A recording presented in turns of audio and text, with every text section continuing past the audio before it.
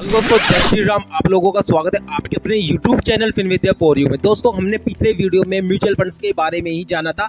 हमारी वो second video थी जो कि है ना, उसमें बेसिकली हमने ये मोटा मोटा ये जाना था कि म्यूचुअल फंड्स में हमारा जो पैसा है वो लगता कहाँ पर है, किन किन म्यूचुअल फंड्स की जो वैरायटी ऑफ होती है, इक्विटी हुआ, डेब्ट हुआ, हाइब्रिड हुआ, गोल्ड एंड सिल्वर हुआ, इंटरनेशनल हुआ, मनी मार्केट हुआ, इस तरह की चीज़ों के बारे में जाना था कि हमारा जो पैसा है एक्चुअली म्यूचुअल फंड कंपनी के द्वारा किन किन जगह लग रहा है और बेसिकली म्यूचुअल फंड जो कंपनी होती है किस तरह से वर्क करती है, लाइक इन सभी चीज़ों के बारे में जाना। एंड इसके बाद में हमने बेसिकली हम जो म्यूचुअल फंड्स को चूज करते हैं वो किस आधार पर हम चूज कर सकते हैं, कितने म्यूचुअल फंड्स होने चाहिए इस पर डिपेंड करता है। ये चीज जाना था। बेसिकली आपके गोल्स पर डिपेंड करता है, शॉर्ट टर्म हुआ, लॉन्ग टर्म हुआ, मिड टर्म हुआ, ये गोल्स पर डिपेंड करता है। आपके पास 2 म्यूचुअल फंड हो सकते हैं, 4 म्यूचुअल फंड, 10 म्यूचुअल फंड हो सकते हैं। बेस डिपेंड करता है आपकी सैलरी यानी इन्वेस्टमेंट के लिए आपका अमाउंट कितना है और बेसिकली ये आपके एम एंड गोल पर डिपेंड करता है आपको कितने समय में क्या चीज चाहिए।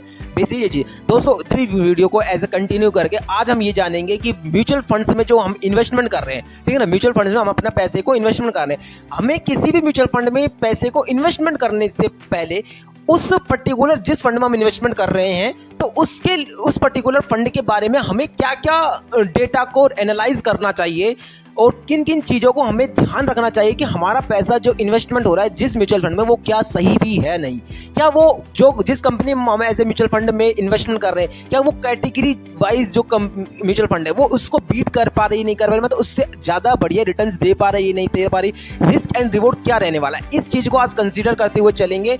एंड पूरा डिटेल्स हम जो एक्चुअली पॉइंट्स हमें पता होना चाहिए किसी म्यूचुअल फंड्स को एनालाइज, हमें किसी म्यूचुअल फंड में पैसा इन्वेस्टमेंट करने से पहले हमें उस पर्टिकुलर म्यूचुअल फंड्स के बारे में ये डेटा को जरूर से जरूर आपको कलेक्ट कर उसको रीड करना समझना जरूरी है, तभी आप अपने पैसे को इन्वेस्टमेंट करना। प्लीज़ आपसे रिक्वेस्ट है ये डेटा जरूर से जरूर आपको एनालाइज करना है, उसको कंपेयर करना है कैटेगरी से, लाइक दिस है ना, और जो भी म्यूचुअल फंड्स टाइप है उन सबसे आपको ये एनालाइज करना है। इस चीज़ में आपको कोई ज़्यादा समय नहीं लगने वाला, तो सीधा चलते हैं सबसे पहले अपनी स्क्रीन पर और देन ये चीज़ें जानते हैं कि हमें क्या क्या चीज़ें पता होनी चाहिए किसी बेसिकली म्यूचुअल फंड में, जिस म्यूचुअल फंड में हम इन्वेस्टमेंट करना चाह रहे हैं उसके बारे में हमें क्या क्या पता होना चाहिए। तो सीधा चलते हैं स्क्रीन पर। तो जो म्यूचुअल फंड्स हम चूज़ कर रहे हैं, हम कैसे पता करें कि कोई म्यूचुअल फंड्स वो बेस्ट है नहीं है ना, हम कैसे पता कर सकते हैं कोई म्यूचुअल फंड से बढ़िया रिटर्न्स दे सकता है, किस आधार पर हम ये चेक कर सकते हैं। देखो दोस्तों, सबसे पहले जो हमारा आता है 4th नंबर स्क्रीन पर, देखो आपको ये दिख रहा होगा फंड परफॉर्मेंस दिख रहा है, जिसमें हमें क्या बोलता है फंड परफॉर्मेंस। किसी भी म्यूचुअल फंड्स को अगर आपको एज ए एनालाइज करना है ना, जिस म्यूचुअल फंड में आप इन्वेस्टमेंट करने जा रहे हो तो उसको सबसे पहले एनालाइज करना। एनालाइज किस आधार पर करेंगे, CAGR उसका देखना, एक्सपेंस रेशियो देखना, शार्प रेशियो देखना और उसके बाद rolling returns, maximum draw down हुआ, स्टैंडर्ड डेविएशन हुआ, ये सारे रेशियो को आपको देखना ही होगा। सबसे पहले आता है हमारा CAGR। दोस्तों CAGR का मतलब क्या है, कंपाउंड एनुअल ग्रोथ रेट। किसी भी म्यूचुअल फंड्स में आप जब इन्वेस्टमेंट करते हो तो सबसे पहले उसका पास्ट परफॉर्मेंस तो आपको देखना ही जरूरी है, बिकॉज हम किसी चीज़ का जब पास्ट डेटा से देखते हैं तो ये थोड़ा आइडिया लग जाता है कि इसने क्या रिटर्न्स दिया है, अभी तक क्या रिटर्न्स दिया है। CAGR एक्चुअली क्या होता है, आपको 3 साल का, 5 साल का, 10 साल का ये देख सकते हो। CAGR एक्चुअली वर्क इस तरह करता है, जैसे 3 साल का हम देख रहे हैं तो 3 साल का जो एवरेज है ना, 3 साल का जो एवरेज है वो कितना परसेंट दिया है, 5 साल का एवरेज में कितना परसेंट रिटर्न्स इसने जनरेट करके दिया है, ऐसे 10 साल के देखते हैं तो 10 साल में इसने कितना परसेंट रिटर्न जनरेट करके दिया है। बेसिकली CAGR ये बताता है कि अभी तक लेगा, मान लो 10 साल का आप CAGR देखना चाह रहे हो तो 10 साल का जो टाइम पीरियड है उसका जो एवरेज आ रहा है रिटर्न्स का, मार्केट अप हुआ डाउन हुआ, अप हुआ डाउन हुआ, इस तरह से हुआ, तो बेसिकली जो एवरेज रिटर्न्स निकल के आ रहा है that is CAGR of 10 year. Basically ये किसी म्यूचुअल फंड का ये CAGR इस तरह से हम देख सकते हैं कितना हो सकता है, 12%, 13%, 15%, 18%। ये बेसिकली जैसे कि हमारे लार्ज कैप जो फंड्स होते हैं उसमें 12% के आसपास हमें CAGR देखने को मिलता है और मिड कैप जो फंड्स होते हैं हमारे 15 से 16% के आसपास देखने को मिल सकता है। एंड जो स्मॉल कैप जो फंड्स होते हैं उसमें आपको बेसिकली 20% से ऊपर लगभग आपको CAGR देखने को मिल सकता है। ये बेसिकली CAGR होता है। बेसिक पर ध्यान रखना, मात्र CAGR देखने से आप किसी म्यूचुअल फंड्स को सेलेक्ट ही मत कर लेना। ओके, देन इसके बाद आता है हमारा एक्सपेंस रेशियो। दोस्तों एक्सपेंस रेशियो बताता क्या है, किसी म्यूचुअल फंड में जैसे हम अपना पैसे को इन्वेस्टमेंट कर रहे हैं म्यूचुअल फंड में, ठीक है ना, तो जो पैसा संभाल रहा है इस हमारे द्वारा दिए गए म्यूचुअल फंड एसआईपी के थ्रू, है ना, तो कोई तो संभाल रहा है पैसे को, तो वो पैसा जो संभाल रहा है उस बंदे की चार्ज फीस है, या उसके ऐसे मान लो कि उसका चार्ज इस तरह से है कि उसको आपके पैसा संभाल रहा है बेसिकली, दूसरा उसको ऑपरेटिंग कॉस्ट आ रही है, मार्केटिंग कॉस्ट आ रही है, ये सब चीजें, मतलब ये एक्सपेंस रेशियो ये बताता है कि आप जिस म्यूचुअल फंड में इन्वेस्टमेंट कर रहे हो तो उसका एक छोटा सा अमाउंट में से डिडक्ट करा जाएगा। तो बेसिकली आपका पैसे को मैनेज करने का एक फीस ली जा रही है आपसे, सिर्फ इतना एक्सपेंस रेशियो है ना, फंड हाउस द्वारा ली जाने वाली fees, that is expense ratio. ये ध्यान रखना आपको कि एक्सपेंस रेशियो कम से कम होना चाहिए, ये आपको पॉइंट नोट करके रखना है, ठीक होना चाहिए, ताकि आपके जो लॉन्ग टर्म में आपका जो पैसा मिलेगा, है ना, लॉन्ग टर्म में जो आपका पैसा मिलेगा तो उसका पार्ट एक डिडक्ट करा जाता है एक्सपेंस रेशियो के माध्यम से, ये बेसिकली होता है ना। तो कम से कम एक्सपेंस रेशियो होगा तो बढ़िया है, सीधी सी बात है ये। अगर कोई एक्सपेंस रेशियो थोड़ा ज़्यादा भी है, वो क्या जो ज़्यादा है थोड़ा सा, क्या उसको वो उससे बेटर है या नहीं, ये जरूर देख लेना, उससे बेटर है या नहीं, तो आप उसमें भी जा सकते हो। लेते हैं एक एग्जांपल, लेते हैं एक एसआईपी आपने कंटिन्यू कर रखी है, एक एसआईपी आपने चालू कर रखी है जो 1000 पर मंथ की आप एसआईपी कर रहे हो, ठीक है, 1000 की एसआईपी कर रहे हो, और जिस फंड में आप कर रहे हो सपोज मान लेते हैं वो 12% का रिटर्न दे रहा है, 1 साल का हम ड्यूरेशन कंसिडर करते हैं, ठीक है ना। तो आपने एक साल में लगभग कितना अमाउंट पे कर दिया आपकी जेब से, 12,000 रुपये, ठीक है। तो इसमें 12% रिटर्न को हम अज्यूम कर लेते हैं, तो आपका जो फ्यूचर वैल्यू होने वाले लगभग आपका 12,809 रुपये है। ये एसआईपी फ्यूचर वैल्यू कैलकुलेटर के द्वारा कैलकुलेट की गई है, ठीक है ना, यानी 809 रुपये का आपका सीधा प्रॉफिट के तौर पर इन्वेस्टमेंट आपने जो किया, आपका जो 809 रुपया है, 809 रुपये होने वाला है, वो आपका बेसिकली एक रिटर्न है ना, आपने अर्न किया है, तो 809 रुपये आपको मिल गए।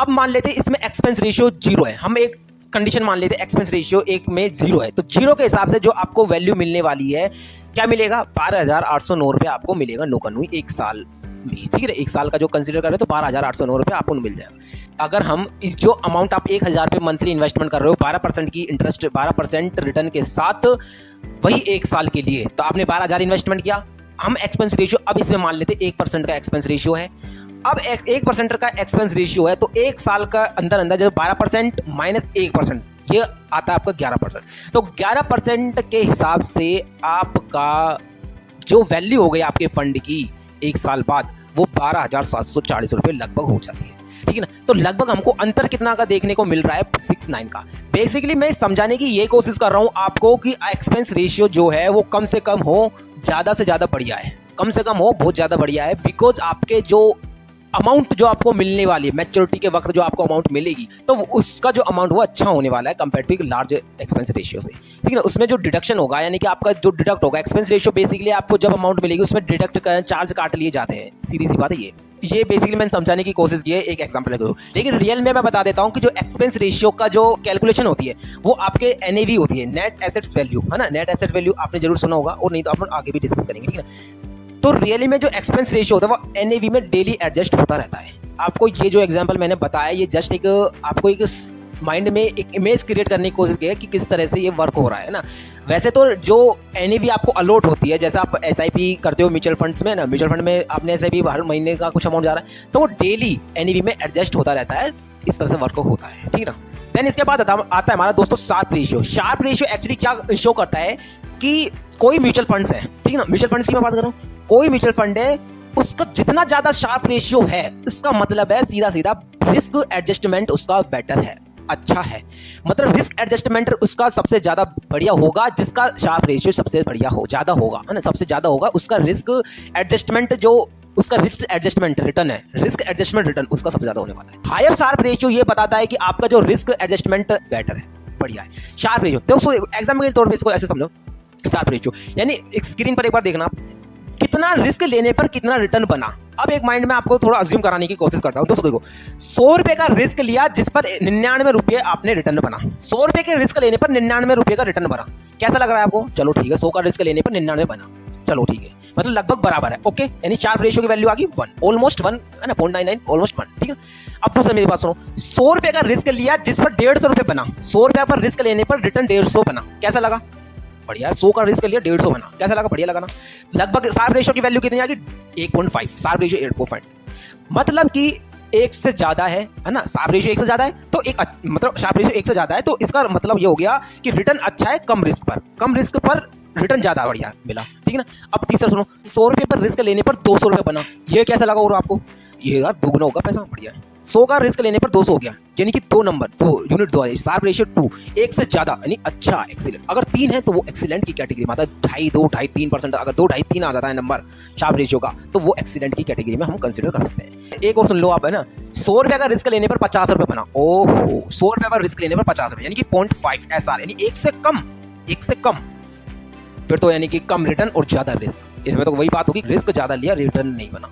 दोस्तों वैसे तो इंडियन म्यूचुअल फंड्स के अकॉर्डिंग जो शार्प रेशियो की जो रेंज होती है बेसिकली 0.8 से 1.5 के अंतर्गत आती है। अगर मैं इक्विटी फंड की मैं बात करूं तो ठीक है, equity fund depend on the market fund study है ना। इक्विटी फंड की अगर मैं बात करूं तो इसमें लगभग 0.8 से 1.5 के लगभग आपको शार्प रेशियो देखने को मिलेगा, तो वो ज्यादा ठीक है। अगर शार्प रेशियो की वैल्यू 1 है, 1 से ज्यादा है, वो ज्यादा बढ़िया है। 1 होनी चाहिए, 1 से ज्यादा होनी चाहिए, वो सबसे बढ़िया है, बेस्ट है, ठीक है।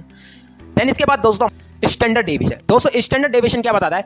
मार्केट का अप डाउन होता रहता है, बिल्कुल मार्केट ऊपर नीचे इस तरह चलता रहता है। तो ये क्या बताता है? बेसिकली रिस्क वोलेटिलिटी, यानी कि कोई म्यूचुअल फंड कितना ऊपर गया और कितना नीचे आया, समझ लो। म्यूचुअल फंड मतलब सीधी सी बात है, म्यूचुअल फंड भी मार्केट पर डिपेंड करता है, शेयर मार्केट पर डिपेंड करता है। कोई म्यूचुअल फंड्स का स्टैंडर्ड डेविएशन बेसिकली कम से कम होना चाहिए किसी म्यूचुअल फंड का। क्यों?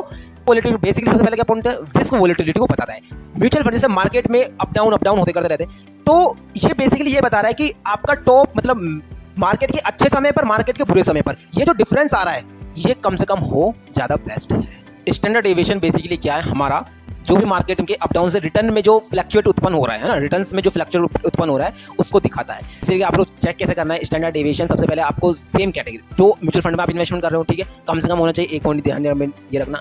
और कैटेगरी से आपको कंपेयर करना है स्टैंडर्ड डेविएशन। अगर उस कैटेगरी से कम है तो बढ़िया है, फिर तो ठीक है ना। कैटेगरी से कम होना चाहिए standard deviation, that is benchmark से, और उसके बेंचमार्क से भी आप कंपेयर कर सकते हो। कैटेगरी प्लस बेंचमार्क से आप कंपेयर करना, आपको ये भी ध्यान रखना, ठीक है ना। सीएजीआर हुआ कैटेगरी के बेंचमार्क से कंपनी का कंपेयर करना, एक्सपेंस रेशियो हुआ वो भी कंपेयर करना, शार्प रेशियो हुआ वो भी आपको कंपेयर करना। कैटेगरी और बेंचमार्क इनसे आपको कंपेयर करते रहना, करना ही है। जब भी तो पता चलेगा कि आप जिस फंड में इन्वेस्टमेंट करना चाह रहे हो वो बिल्कुल सही, मतलब सही भी है, कैसा है। मतलब हम पैसा सोच रहे बढ़ेगा, हमारा नेगेटिव में ना चले जाए, तो आपको ध्यान देना ही होगा, क्योंकि आप इन्वेस्टमेंट कर रहे हो, लंबे समय तक आप इन्वेस्टमेंट करने वाले हो पर्टिकुलर फंड में, तो ये आपको जरूर से जरूर ध्यान देना होगा। देन इसके बाद आता है हमारा maximum draw down. Maximum draw down क्या होता है कि म्यूचुअल फंड में हम इन्वेस्टमेंट करना चाह रहे हैं, एक mutual fund x mutual fund ले लेते हैं, तो हम क्या कर रहे हैं, प्रीवियस डेटा को एनालाइज कर रहे हैं ना, प्रीवियस डेटा को एनालाइज कर रहे हैं। तो उस डेटा के आधार पर इस पर्टिकुलर फंड ने कितना पीक पर अभी तक जा चुका और कितना लोवेस्ट आ चुका, समझ लो। जिस म्यूचुअल फंड में हम इन्वेस्टमेंट कर रहे हैं उसका पीक लेवल कितना है और उसका लोवेस्ट लेवल कितना है, ये होता है मैक्सिमम ड्रॉ डाउन। मतलब मेनली ये जो डिफरेंस है कम से कम होगा तो ज्यादा बेस्ट है। मतलब उसमें हलचल, मार्केट के उतार चढ़ाव का जो हलचल होती है वो कम होती है, बजाय एक लंबा गैप। क्या कहना चाह रहा हूँ कि एक तो म्यूचुअल फंड्स में जो गैप्स है पीक टू लो वो बहुत ज्यादा है, एक म्यूचुअल फंड में कोई गैप है वो कम है, तो कम वाले में जाना ज़्यादा सही रहेगा, बिकॉज यार उसमें हलचल ज़्यादा नहीं है, हमारे दिल की धड़कन को ज़्यादा बढ़ाता नहीं है ना। ये छठा पॉइंट आता है हमारा, पांचवा पॉइंट में बताते हैं लो एमडीडी का मतलब आपको लो एमडीडी लेस रिस्क। मतलब सीधी सी बात है, लो आपको मैक्सिमम ड्रॉ डाउन है तो आपको रिस्क भी कम होने वाला है। छठा आता है हमारा रोलिंग रिटर्न। रोलिंग रिटर्न क्या बताता है? रोलिंग रिटर्न आप इस तरह से समझ सकते हो, किसी भी फंड में, जैसे म्यूचुअल फंड है ना, तो आपको बेसिकली ये बताता है उसकी कंसिस्टेंसी और परफॉर्मेंस को आपको बताता है उस पर्टिकुलर फंड के बारे में। रोलिंग रिटर्न को अगर हम कैलकुलेट करना जाए एग्जांपल के तौर पर, आप कैसे कैलकुलेट सकते हैं? सपोज आपको कोई म्यूचुअल फंड है, उसका 5 साल का डेटा को आपने देखो, एग्जांपल समझो, स्क्रीन पर देखो एग्जांपल कि कोई XYZ म्यूचुअल फंड है, उसका एनुअल रिटर्न हमने अज्यूम कर लिया, एक साल में 10%, दूसरे साल में 15%, तीसरे साल में 5%, चौथे साल में 20%, पांचवें साल में 10%। तो एक अज्यूमशन मान लिया था, इस तरह से उसका रिटर्न है। अब इसका रोलिंग रिटर्न कैसे कैलकुलेट किया जाएगा? Calculate 3 year rolling return. आप 5 ईयर का रोलिंग रिटर्न भी चेक कर सकते हो, 3 ईयर का, इस तरह से। तो हम चेक करें 3 ईयर रोलिंग रिटर्न। तो सबसे पहले 1 से 3 साल का, यानी कि फर्स्ट, सेकंड, थर्ड, 3 साल का। 3 साल का जब रोलिंग रिटर्न, 3 साल का जब रिटर्न हमने चेक किया तो उसका एवरेज आया 10%, ठीक ना। फिर इसके बाद हमने चेक किया 3 साल का दोबारा, दूसरा साल का, तीसरा साल का, चौथे साल का, तो उसका एवरेज रिटर्न आया 13.33%। इसी तरह से हमने दोबारा रोलिंग रिटर्न चेक किया, 3 साल का करना है ना हमें, 3 साल का, हर 3 साल का रोलिंग रिटर्न चाहिए। इसके बाद तीसरा क्या आया, तीसरा, चौथा, पांचवा, तो ईयर्स का कितना एवरेज रिटर्न आया 11.67%। मतलब देखा जाए तो ये ऑलमोस्ट एक ही रेंज में मतलब 10, 13, 11, मतलब ऑलमोस्ट एक ही रेंज के अंतर्गत है। तो ये फ्लक्चुएशन जो बता रहा है, फ्लक्चुएशन आप ये ध्यान दो, जो इसमें फ्लक्चुएशन हो रहा है वो लगभग लंबा चौड़ा फ्लक्चुएशन नहीं आ रहा, 10%, कोई 15%, 20%, इस तरह का लंबा फ्लक्चुएशन नहीं आ रहा, मतलब ठीक है। तो रोलिंग रिटर्न आपको ये चीजें बता सकता है। देन 7वां पॉइंट आता है हमारा AUM, क्या तो NAV, fund manager exit lower plan time. Basically ये चीजें तो आपको पता होगा, अगर नहीं पता तो AUM क्या है? Asset under management. देखो कोई भी आपका म्यूचुअल फंड है ना, म्यूचुअल फंड आपको उस म्यूचुअल फंड का साइज पता करना है, इसका साइज कितना है, तो उसके एयूएम से आप पता कर सकते हो कितने हजार करोड़ का म्यूचुअल फंड है, 10,000 करोड़ का, 5,000 करोड़ का, 1 लाख करोड़ का, कितना उसका साइज है। बेसिकली साइज क्या हमें बता सकता है कि ये बताता है कि उसके ब्रांड का पता चलता है, पॉपुलरिटी का पता चल सकता है एयूएम से। एयूएम से आप ये तय मत करना कि हमें इसमें इन्वेस्टमेंट करना है क्योंकि इसका एयूएम बहुत ज़्यादा है, ये जरूर नहीं है। कोई भी एयूएम मार्केटिंग के थ्रू भी एयूएम जनरेट किया जा सकता है, तो इसका आप ज़्यादा वैल्यू मत समझना, मतलब ज़्यादा वैल्यू मतलब बेसिकली हम देखना ठीक है एयूएम इतना करोड़ का, ठीक है। चेक तो आपको जो डेटा मैंने बताया उनको तो जरूर से जरूर करना है। देन इसके बाद है एनएवी, नेट एसेट्स वैल्यू, यानी कि एनएवी। जब भी आप म्यूचुअल फंड में एसआईपी करते हो, एसआईपी के थ्रू आप म्यूचुअल फंड में पैसा देते हो, तो आपको एनएवी अलॉट होती है। अब हो सकती है एक एनएवी की कीमत 10 रुपये चल रही हो, 20 रुपये चल रही हो, 30 रुपये, 36 रुपये, 35 रुपये, 70 रुपये। जिस समय आप इन्वेस्टमेंट कर रहे हो उस समय क्या एनएवी का प्राइस चल रहा है आप देख सकते हो उस म्यूचुअल फंड में जिसमें आप इन्वेस्टमेंट कर रहे हो। ये एनएवी बढ़ती है जिससे आपका पैसा बढ़ता है बेसिकली, ठीक। एनएवी फंड मैनेजर बेसिकली इसमें कौन है फंड मैनेजर, उसका फंड मैनेजर का पास्ट रिकॉर्ड क्या रहा, कैसा उसने अभी तक रिटर्न्स जनरेट करके दिए हैं इन्वेस्टर्स को, ये हम चेक कर सकते हैं उस पर्टिकुलर जिसमें आप इन्वेस्टमेंट करना चाह रहे हो, ठीक है ना। ये चीज़ आपको ये एनालाइज ज़रूर से ज़रूर करना है, जब भी आप एक अच्छा डिसीजन ले पाओगे, अपने पैसे को इन्वेस्टमेंट सही तरह से कर पाओगे। देन एग्जिट लोड का मतलब बेसिकली आप जिस फंड में इन्वेस्टमेंट करना चाह रहे हो तो उसमें एग्जिट लोड आता है। यानी कि ऐसा मानो कि आज आप कोई फंड है, आज आपने इन्वेस्टमेंट करना चालू किया, एग्जिट लोड का बेसिकली मतलब क्या है कि आप जिस म्यूचुअल फंड में इन्वेस्टमेंट कर रहे हो, है ना, जिस म्यूचुअल फंड में आपने एसआईपी कर रखी है, इन्वेस्टमेंट कर रहे हो, तो शुरुआत के किसी में 15 दिन का रहता है ये एग्जिट लोड का टाइम पीरियड, और किसी में 1 साल का भी टाइम पीरियड रहता है। तो बेसिकली ये चीज़ें हमें साफ साफ देखने को मिल जाती है म्यूचुअल फंड्स में ही कि उसका एग्जिट लोड क्या है। एग्जिट लोड का मतलब कि अब जब आप पैसे निकालोगे तो जो पर्टिकुलर अमाउंट हो, मतलब परसेंटेज ऑफ एग्जिट लोड कितना है वो डिडक्ट होगा अगर आपने उस टाइम पीरियड के अंदर निकाला। जैसा कुछ किसी का एग्जिट लोड 1 साल तक है, आप 1 साल के अंदर यदि आप पैसे निकालते हो तो 6% के से आपका पैसे को काट लिया जाएगा, ऐसा कुछ। अगर आप वो फुलफिल कर देते हो, सपोज 1 साल से ऊपर होगा, आपको 1 साल तक था, 1 साल के अंदर आपने अगर पैसा निकाला तो आपको सर्टेन परसेंटेज लगाकर एग्जिट लगा दिया जाएगा और आपकी अमाउंट जो भी आपका नेट अमाउंट बन रहा होगा वो काट लिया, उसमें से कुछ काट लिया जाएगा। अगर आपने उसको एक्सीड कर देते हो, सपोज 1 साल का, तो 1 साल 1 महीना होगा तो एग्जिट लोड अब नहीं लगेगा, एग्जिट लोड नहीं लगेगा बिकॉज आप 1 साल एक्सीड कर जाओ। तो बेसिकली आपको ये देखना है कि एग्जिट लोड कितना टाइम तक का है। उस टाइम को अगर आप फुलफिल कर देते हो, यानी जो एग्जिट लोड का ड्यूरेशन है, अगर उससे को एक्सीड कर देते हो तो आपका कोई एग्जिट लोड नहीं लगेगा, है ना, जो भी हम परसेंटेज है वो नहीं लगेगा। तो बेसिकली ये प्लान टाइप में आप किस प्लान में जाना चाहते हो, देखो आप ग्रोथ डायरेक्ट प्लान में वो ज़्यादा बेस्ट रहेगा बजाय रेगुलर प्लान के। इसमें जो चार्जेस होते हैं रेगुलर प्लान में ये कंपेयर टू ग्रोथ प्लान से ज़्यादा होते हैं, तो आपको ग्रोथ प्लान में जाना सही रहेगा। बेसिकली हम आने वाली वीडियो में और भी ज़्यादा डिटेल से डिस्कस करेंगे फंड्स के बारे में। ये जस्ट मैंने आपको ये बताने की कोशिश करी है, जो फंड को आप एज ए सेलेक्ट कर रहे हो इन्वेस्टमेंट के लिए, तो आपको उस पर्टिकुलर फंड के बारे में क्या क्या डेटा को कलेक्ट करना, क्या क्या डेटा के बारे में पता होना चाहिए।